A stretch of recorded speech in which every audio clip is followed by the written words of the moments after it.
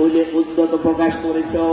সুতরাং আল্লাহর নিয়ামত পাওয়ার পরে যারা নিয়ামতের শুকরিয়া আদায় না করে আর উল্টা পাল্টা কাজে নিজের জীবনকে জড়িয়ে দেয়, আল্লাহ বলেন সাউরিহিকুহু সাউদা, অতি শীঘ্র আমি আল্লাহ তাকে সাউদ, এটা জাহান্নামের একটা পাহাড়ের নাম।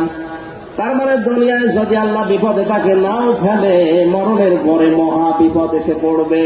যারা সম্পদের সুষ্ঠু বন্টন করতে চায় না, যারা কোরআনকে আল্লাহর বাণী হিসাবে বিশ্বাস করে না, মানে না, কোরআনওয়ালা মানুষদেরকে যারা কষ্টের ভেতরে ফেলতে চায়, আল্লাহ আমাদের এই মানুষ থেকে হেফাজত করুন, বলেন আমিন।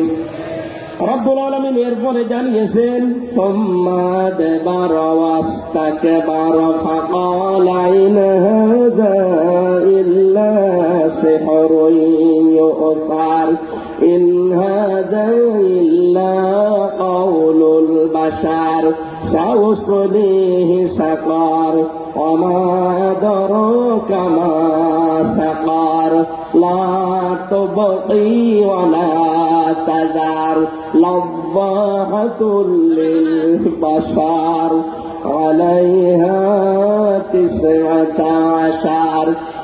বাংলার মানুষেরা, কোরআনের বক্তব্যগুলো সহজ সরল ভাষায় দেওয়ার পরে যাদের বিশ্বাস হয় না, যারা উল্টা দিকে মন নিয়ে চলে যান, তাদের